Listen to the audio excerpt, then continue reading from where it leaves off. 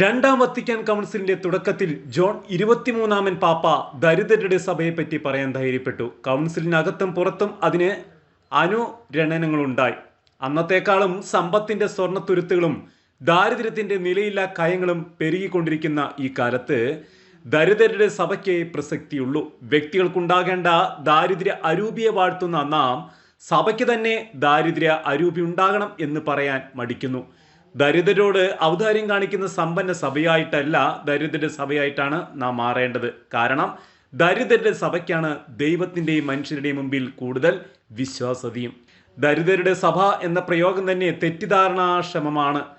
ആദ്യം ഉയരാവുന്ന ചോദ്യം സഭയ്ക്ക് പണം വേണ്ടേ എന്നതായിരിക്കും. സഭയുടെ വിവിധ ധർമ്മനിർവഹണത്തിനായി പണം ആവശ്യമുണ്ട്. ഒന്നാമതായി സുവിശേഷ വേലയ്ക്കും ദൈവാരാധനയ്ക്കുമുള്ള ചെലവുകൾക്കുമായി സഭയ്ക്ക് പണം ആവശ്യമുണ്ട്.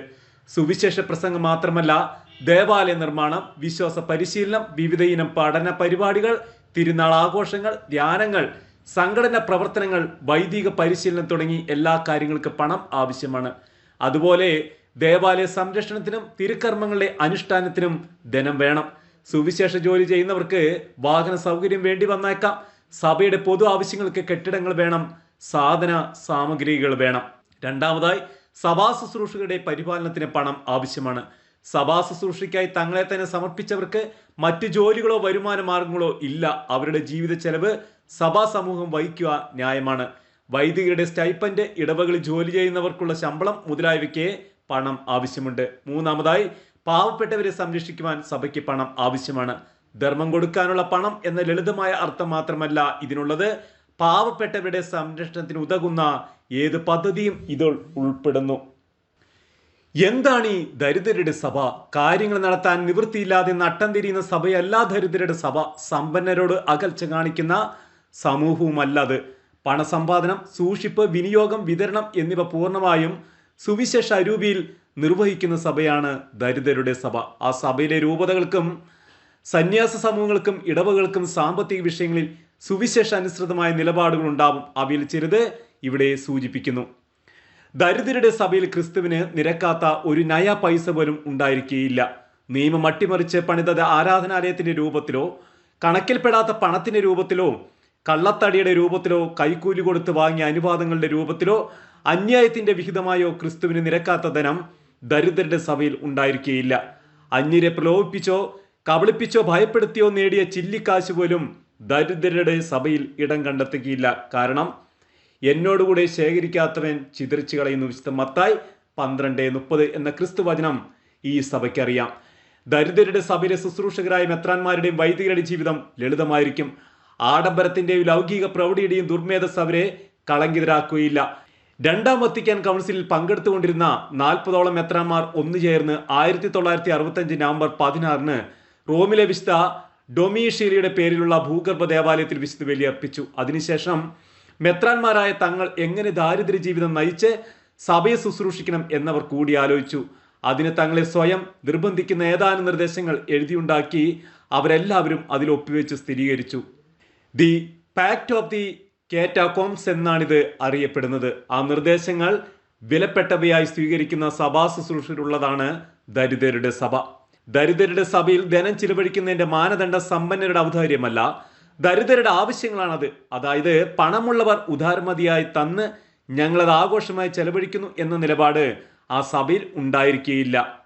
ആ സഭ ജോൺ 23-ാമൻ പാപ്പയ്ക്ക് ചെവി കൊടുക്കും. It is the duty of every man to calculate what is superfluous by the measure of the needs of others and to see to it that the administration and distribution of created good be utilized for the advantage of all. പാവപ്പെട്ടവർ സഭയുടെ സാമ്പത്തിക ഇടപാടുകളെ വിധിക്കും. അവരുടെ ആവശ്യങ്ങളാണ് സഭയിലെ വരവ് ചിലവിനങ്ങളുടെ യോഗ്യതയുടെ മാനദണ്ഡമാകാൻ പോകുന്നത്. വിശുദ്ധ മത്തായിയുടെ സുവിശേഷം വ്യാഖ്യാനിച്ചുകൊണ്ട് വിശുദ്ധ ജോൺ ക്രിസോസ്റ്റം എഴുതി, പാവപ്പെട്ടവരെ മറന്ന് ആഡംബരപൂർണമായ പള്ളികൾ പണിയുന്നവർ ക്രിസ്തുവിന്റെ സഭയല്ല പടുത്തുയർത്തേണ്ടത്. ദരിദ്രരുടെ സഭയുടെ വ്യഗ്രത എന്തിലും ഏതിലും ലാഭമുണ്ടാക്കലോ അനന്തകാല ലക്ഷ്യമാക്കി ആസ്തി വർദ്ധിപ്പിക്കലോ ആയിരിക്കുകയില്ല. മറിച്ച് ദരിദ്രർക്ക് വേണ്ടി അതിന്റെ ഭൗതിക സമ്പത്ത് പങ്കിടാൻ തയ്യാറാകുന്ന സഭയാണത്. മിച്ചം വേണ്ട, അന്നന്നത്തെ കാര്യങ്ങൾ നടന്നുപോയാൽ മതി എന്ന് ആശിക്കുന്ന സമൂഹമാണത്. ചെലവ് കഴിഞ്ഞ് മിച്ചം വന്നാൽ വർഷാവർഷം പണം പാവപ്പെട്ടവരുടെ കൈകളിൽ എത്തിക്കുന്ന സഭയാണത്.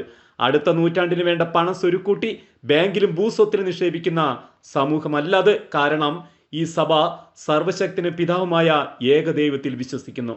ദരിദ്രരുടെ സഭയിൽ അമിതവ്യയത്തിനും ധൂർത്തിനും സ്ഥാനമുണ്ടായിരിക്കില്ല.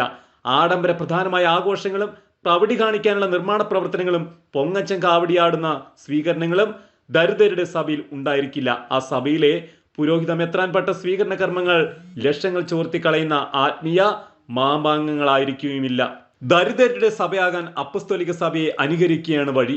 നടപടി പുസ്തകം 2:42 സാക്ഷ്യപ്പെടുത്തുന്നത് പോലെ ആദിമസഭ അപ്പസ്തോലന്മാരുടെ പ്രബോധനം, കൂട്ടായ്മ, അപ്പമുറിക്കൽ, പ്രാർത്ഥന എന്നിവയിൽ സദാ താല്പര്യപൂർവ്വം പങ്കുചേർന്നിരുന്നു. അപ്പോൾ അവിടെ നടന്നതാണ് സമ്പത്തിന്റെ പങ്കുവെക്കൽ. അതായത് സുവിശേഷ പ്രബോധനം, കൂട്ടായ്മ, അപ്പമുറിക്കൽ, പ്രാർത്ഥന എന്നിവയ്ക്ക് മുൻഗണന കൊടുക്കുന്ന സഭയിലെ ഭൗതിക കാര്യങ്ങൾ കർത്താവ് ഏറ്റെടുത്ത് നടത്തിക്കൊള്ളുമെന്ന്. വചനം കൊണ്ട് തൃപ്തമാകുന്ന സമൂഹത്തിൽ കർത്താവ് അപ്പം വർദ്ധിപ്പിച്ചുകൊള്ളും. വിശ്വാസികൾ സഭയുടെ ആവശ്യങ്ങൾ കണ്ടറിഞ്ഞ് പണം തരും. നമ്മുടെ സഭാ സമൂഹങ്ങളിൽ ഈ മുൻഗണനാക്രമം തെറ്റിപ്പോകുന്നുണ്ടോ എന്ന് നാം ഭയപ്പെടണം. സുവിശേഷത്തേക്കാൾ അധികമായി പണപ്പിരിവിനെ പറ്റി പറയുന്ന പള്ളിപ്രസംഗങ്ങൾ സഭ നേരിടുന്ന ആന്തരിക ജീർണതയുടെ വായ്ത്താരിയാണ്. ഒരു കാര്യത്തിന് ഇറങ്ങി പുറപ്പെടുമ്പോൾ ഇത് കർത്താവ് ആഗ്രഹിക്കുന്നതാണോ എന്ന് വിവേചിച്ചറിയാതെ ഇതിന് ഫണ്ട് എങ്ങനെ ഉണ്ടാക്കാം എന്നാലോചിച്ച് യോഗം കൂടുന്നത് തലതിരിഞ്ഞ ശൈലിയാണ്. ദരിദ്രരുടെ സഭയുടെ പ്രതിനിധിയായ വിശുദ്ധ പത്രോസ് മുടന്തനോട് പറഞ്ഞു, സ്വർണമോ വെള്ളിയോ എൻ്റെ കയ്യിലില്ല, എനിക്കുള്ളത് നിനക്ക് ഞാൻ തരുന്നു. നസ്രായനായ യേശു ക്രിസ്തുവിന്റെ നാമത്തിൽ എഴുന്നേറ്റ് നടക്കുക. ദരിദ്രരുടെ സഭയിൽ നിന്ന് ലോകം കേൾക്കാൻ ആഗ്രഹിക്കുന്നത് ഈ വാക്കുകളാണ്. പക്ഷേ ഇങ്ങനെ പറയാൻ സാധിക്കണമെങ്കിൽ നമ്മുടെ കയ്യിൽ എന്തുണ്ട് എന്നതാണ് നിർണായക ചോദ്യം.